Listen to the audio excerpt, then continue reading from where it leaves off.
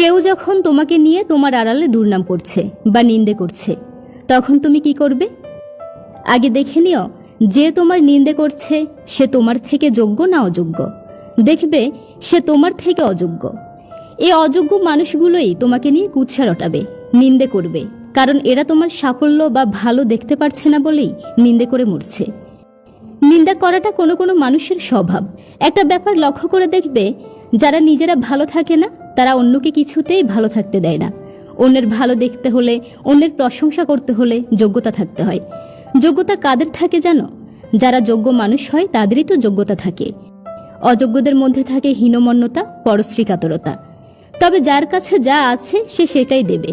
ভালো থাকলে ভালোটা দিয়ে যাবে, খারাপ থাকলে খারাপটাই দেবে। যারা যোগ্য হয় তারা যোগ্য মানুষকে সম্মান প্রদর্শন করতে পারে, কারণ ওটাই তাদের শিক্ষা। অযোগ্য লোকেরা দুর্নাম করবে, এটাই স্বাভাবিক। অযোগ্যদের কাছ থেকে পাওয়ার কিছুই নেই। তবে মন্দ কথায় কান দিতে নেই। ধরো তোমাকে ধুলো ময়লার উপর কেউ ঠেলে ফেলে দিল, যদি তুমি পড়ে যাও তাহলে কি ওখানেই পড়েই থাকো? না, পড়ে থাকো না, তুমি কিন্তু উঠে দাঁড়াও। গা থেকে তখন ময়লাটাকে ঝেড়েও দাও, কারণ গায়ে ময়লা লাগলে ঝেড়ে ফেলতে হয়।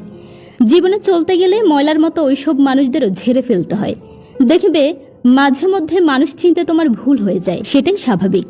তোমার তার তৃতীয় নয়ন নেই যে তুমি আগে থেকেই দেখতে পাবে কে কেমন। তোমার ভুল হতেই পারে।